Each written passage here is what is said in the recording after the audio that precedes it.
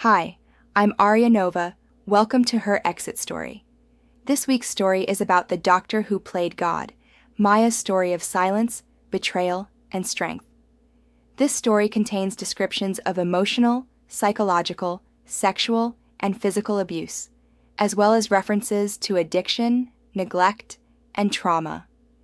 It may be triggering for survivors of abuse or those currently in unsafe situations. Please prioritize your well-being. If you feel overwhelmed or unsafe at any point while reading, take a break or reach out to a trusted support resource.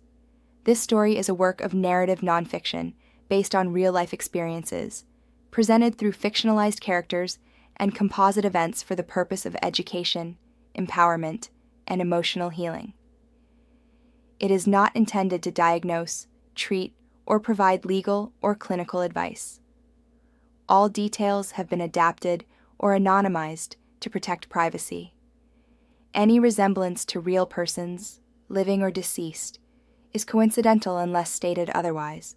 This content is offered for entertainment, awareness, and educational use only. There are moments in life that feel quiet but not peaceful, silent but not safe, where you find yourself drifting through a marriage, a house, a routine, wondering if the numbness you feel is just adulthood or something far more painful.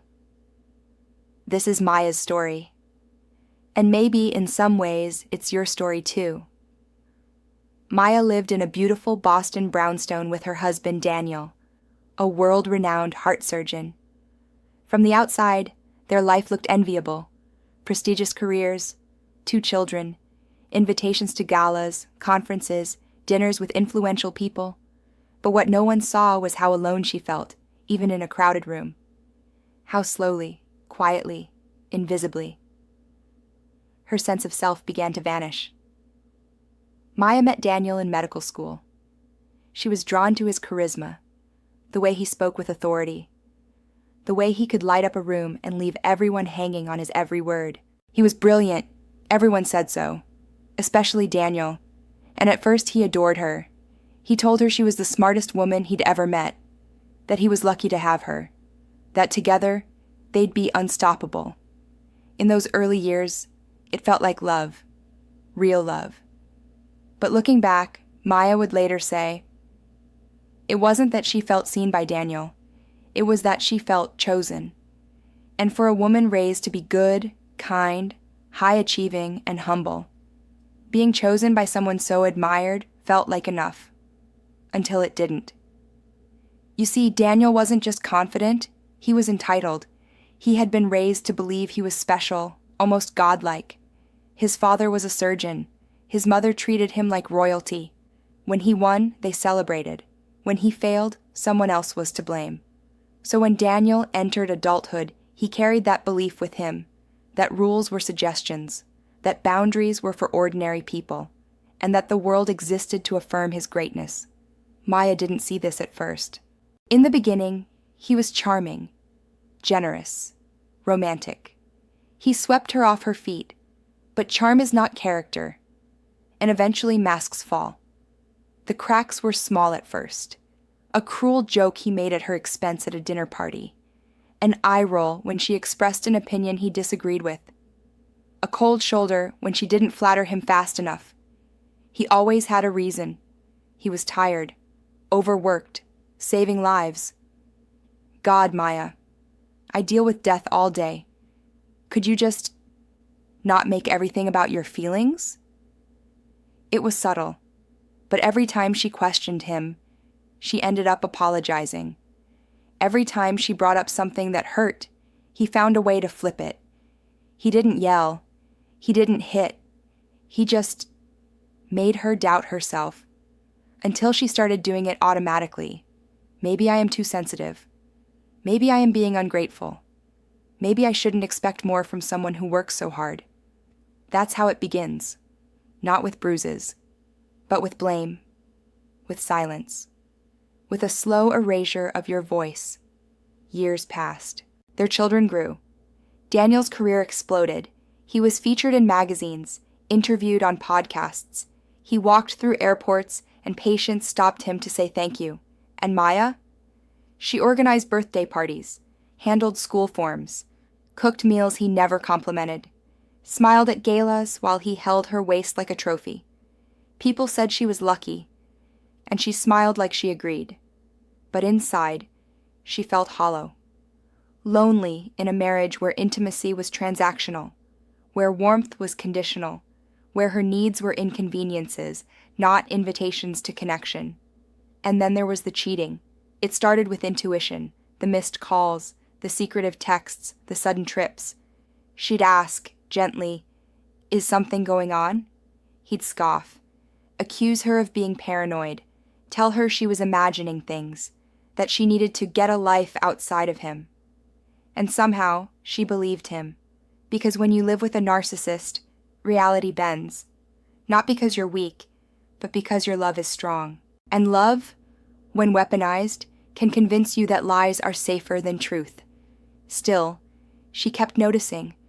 Different colognes, changed passwords, a lipstick stain once, barely visible, and always, always, the denial. "You really think someone like me needs to cheat?" "You're so insecure, Maya. I can't even talk to a colleague without you spiraling." What she didn't realize then was that he was projecting. He accused her of being needy, dramatic, suspicious, because he knew what he was doing, and instead of apologizing, he blamed. Instead of taking ownership, he twisted it. That's the nature of narcissistic abuse. It's not always loud.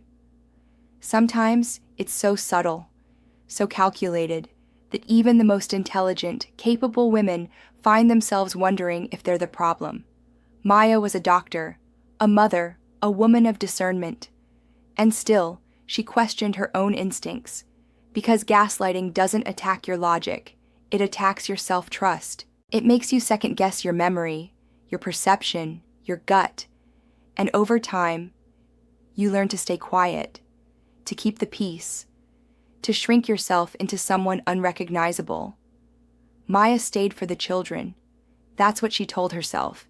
She stayed because she didn't want to break the family, because she believed in commitment, because divorce felt like failure, and she had never failed at anything. And truthfully, she stayed because she was afraid. Not afraid of violence. Daniel wasn't that kind of man. But afraid of disbelief. Afraid of what people would say. Afraid no one would understand how someone so beloved could be so cruel in private. You see, Daniel was charming. He knew exactly how to make people adore him. He'd donate to hospitals, mentor young surgeons, hug his children in public. He'd call Maya his rock at parties, then ignore her for the rest of the night. People loved him. And that made Maya's reality harder to believe. Because when the world applauds the man who quietly tears you down, you start to feel like the crazy one. There was a moment, about 10 years into their marriage, when Maya began therapy. She told her therapist that she felt like she was disappearing, that her husband made her feel small, that she couldn't quite explain what was wrong, only that it felt like she was dying inside. The therapist nodded kindly, suggested maybe she was struggling with depression, advised her to try medication, to make more time for herself, to practice gratitude, and Maya did. She took the pills. She made time for yoga. She volunteered more. She kept a gratitude journal. But no matter how much she tried to fix herself, she still felt like she was shrinking. And the truth was, there was nothing wrong with her. There was something deeply wrong with the relationship. But emotional abuse doesn't leave bruises. It leaves confusion, and isolation, and the slow loss of your own voice. Years passed. The kids got older. Daniel got bolder. The cheating wasn't even hidden anymore. Late-night calls, hotel receipts, photos left open on a laptop. Each time Maya found something, he turned it on her. "This again? You're snooping through my things? I work 14-hour days and you think this is how to thank me?" And because she still wanted to believe he was good, she'd freeze. She'd question herself. And she'd let it go. But the letting go was costing her everything. Her joy, her radiance, her voice. And then, one day, everything changed. It happened at a cardiology conference in New York. Daniel was being honored with a Lifetime Achievement Award. Maya attended out of habit. She wore a navy dress, simple and elegant. She smiled through the speeches, the handshakes, the praise. She stood beside him, quiet and composed as the cameras flashed. And after the ceremony, as the guests began to drift out, a young woman approached her. She was maybe 26, nervous, hands trembling slightly. She looked at Maya and said quietly, "I didn't know you were still together." Maya blinked. "Excuse me?" The woman hesitated. I'm sorry, he told me you were separated." And in that moment, something inside Maya stilled, not panicked, not enraged, just still. Because now, the truth wasn't a suspicion. It was standing in front of her. The woman didn't go into detail. She didn't need to. Maya could see it in her eyes, the shame, the regret, the sudden awareness that she had been used. And for the first time in 2 decades, Maya didn't defend Daniel. She didn't deny it. She didn't collapse. She simply said, "Thank you," and she walked away. On the train ride home, she sat in silence. Not the kind of silence that bruises, but the kind that brings clarity. Something had shifted. The fog was lifting. The spell was breaking. That night, she opened her journal and wrote one sentence. "I know now." Knowing doesn't always lead to action, but it does change the way you see. And once you truly see, you can't unsee. Maya didn't pack a bag that night. She didn't storm out or throw accusations. She simply allowed herself to know the truth and believe it. That in itself was radical. Because when you've been gaslit for years, believing your own perception is an act of rebellion, an act of resurrection. In the days that followed, she began gathering her thoughts, not panicking, planning. She started reading. At first, just articles online, stories of emotional abuse, narcissism, betrayal. She found a term she had never used before, covert narcissistic abuse. And as she read the descriptions, her body reacted. Tears welled up. Her heart raced, not in fear, but in recognition. It was all there. The charm, the control, the weaponized blame, the denial of reality, the cycles of seduction and silence. The way he made her feel both chosen and disposable.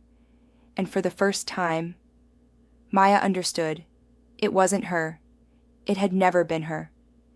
He was a man who believed he was above consequences, above morality, because he could heal hearts in the operating room, but never looked in the mirror at the one he kept breaking at home. That week, she found a therapist trained in trauma and emotional abuse. Not someone who told her to try harder, but someone who simply said, "I believe you." Those words cracked something open inside her, because when someone believes you, without minimizing, without analyzing, without excusing, it brings your spirit back into your body. Maya began to remember who she was. Before the shrinking, before the silence, she wasn't just Daniel's wife. She was Maya, a brilliant, capable, empathetic woman who had spent years dimming her light so he could shine. She started doing small things that felt radical, sitting in silence with her own thoughts, without judging them, walking without checking her phone, cooking meals for herself with care. She started to notice the way she would flinch, emotionally, anytime someone asked her what she wanted, because she hadn't been allowed to want. Her needs had always been labeled too much, her feelings too dramatic, her questions accusations. So she started answering those questions for herself. What do I want? What do I need? What do I believe? It wasn't a dramatic transformation. It was quiet, but sacred. She told a friend. Just one. A woman she trusted.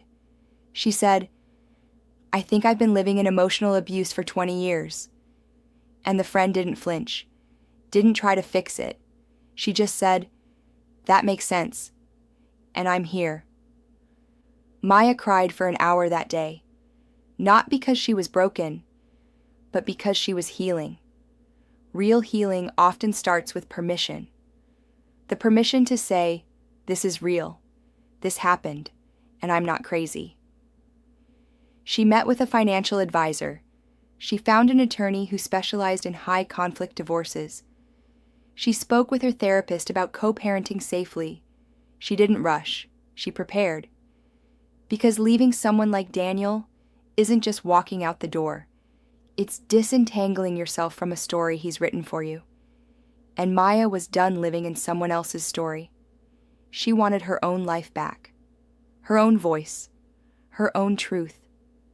And so, she made a plan. Maya believed for a while that she could do this quietly, that if she planned carefully, if she moved gently, if she avoided provoking him, she could find her way out without chaos. And in many ways, that's how survivors survive. They become experts at reading the room, at staying just quiet enough, just accommodating enough to avoid the blow, whether it's verbal or something worse. But narcissistic control doesn't tolerate independence, and the moment Maya began reclaiming her life, Daniel noticed. It started small. He questioned her schedule, where she'd been, why she didn't answer a call fast enough. She deflected, said she was just taking more time for herself. But one day, he saw an email. It was open on the shared desktop, and she had forgotten to close the tab. The subject line read, "Divorce planning, documents needed for financial review." He clicked, read everything. And when Maya came home that night, he was waiting. Not with the cold silence she was used to, not with the smug denial. He was angry, unhinged in a way she had never seen. His face was flushed, his voice low but shaking. "You think you can do this to me? You think you can steal my kids, my money, my name? You've been talking to a therapist, a lawyer? What the hell are you planning?" Maya's heart pounded. She tried to stay calm. She said, "Daniel, this isn't working. I've been unhappy for years. I'm not trying to destroy you. I'm trying to protect myself." And that's when it happened, the moment she would replay in her mind for months. He stepped toward her, fast, and slapped her across the face, not hard enough to bruise deeply, but hard enough to shock her system, hard enough that she stumbled, hard enough that her world froze. It wasn't the pain that stunned her. It was the clarity. Because in that moment, she knew. There was no more pretending, no more benefit of the doubt, no more, "He's not that kind of man." He was, and maybe he always had been. The mask was off, and for once, she wasn't the one doubting herself. She didn't scream. She didn't fight. She walked to the bathroom, locked the door, and stared at herself in the mirror.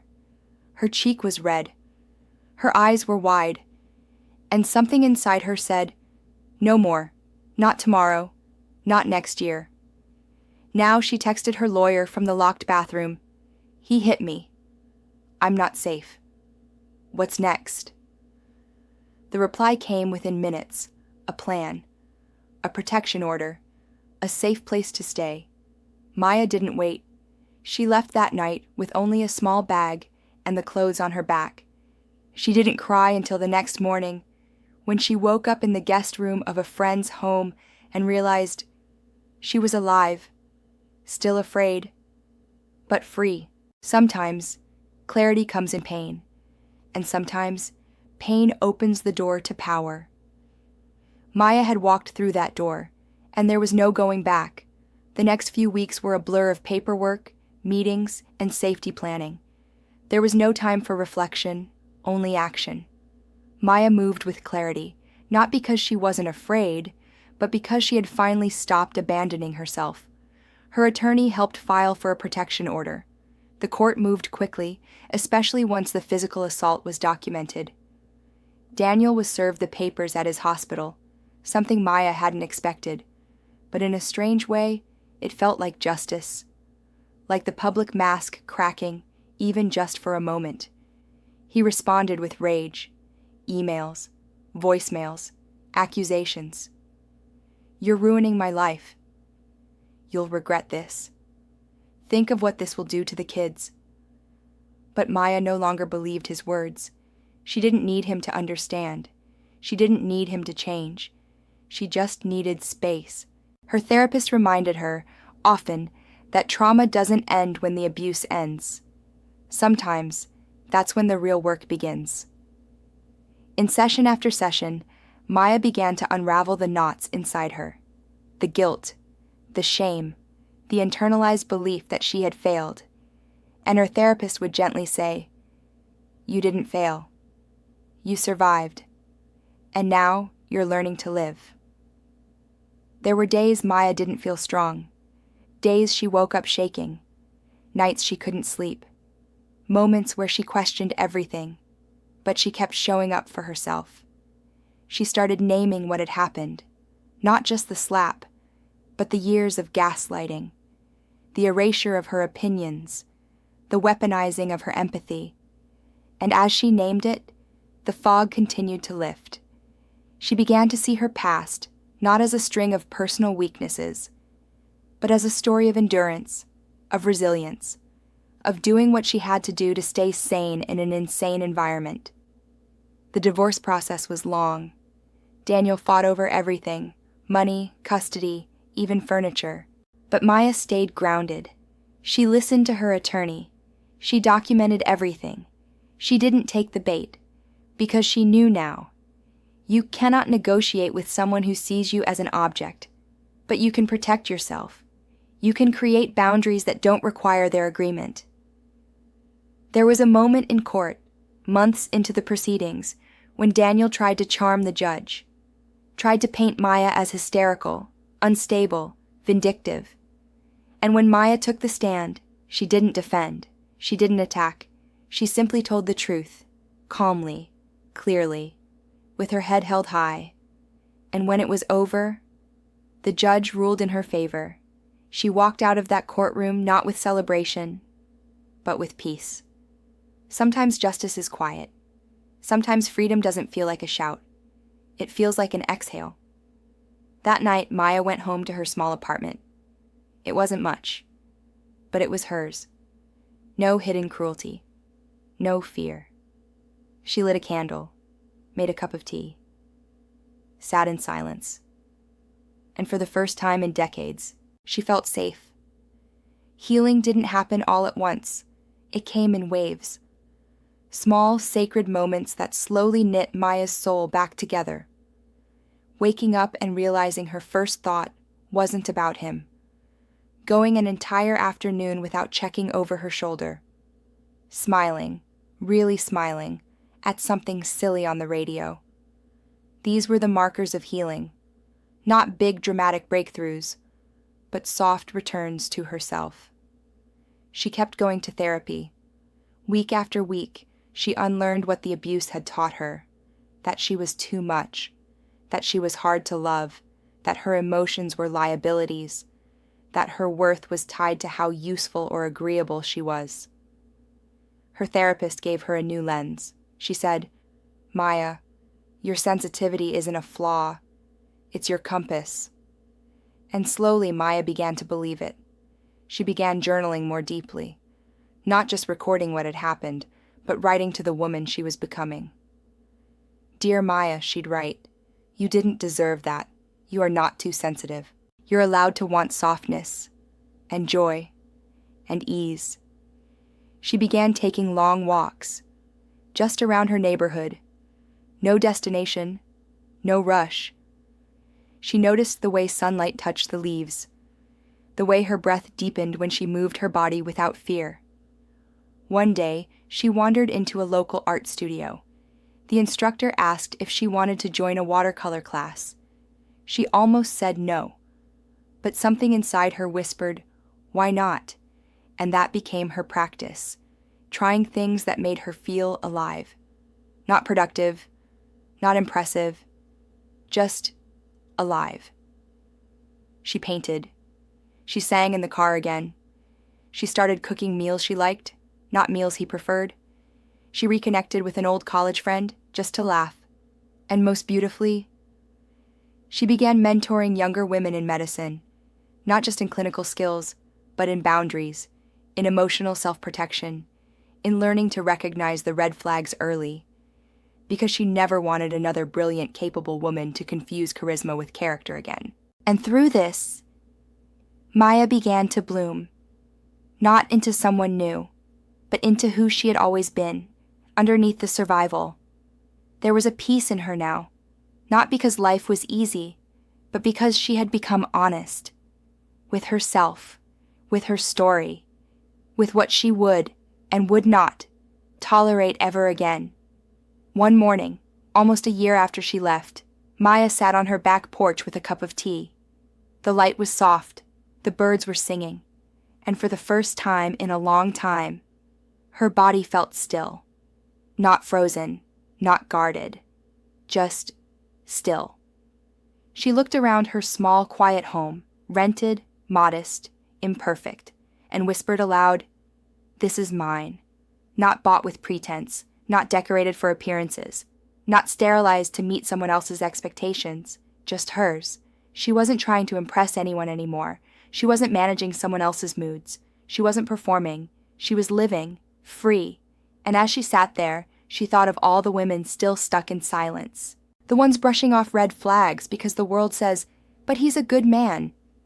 The ones who feel crazy because he never yells, but they always feel wrong. The ones who smile in photos and cry in bathrooms. She wanted to say to them, "I see you. I believe you. And there is nothing wrong with you. You are not too sensitive. You are not too emotional. You are not making it up. What you're sensing, that feeling in your body that something's not right, it's not a flaw. It's wisdom. It's your soul telling you, this isn't love. Because love doesn't make you disappear." Maya knows now. She never left too soon. She left when she was ready. She left when staying meant the death of her spirit, and she chose life. Leaving wasn't weakness.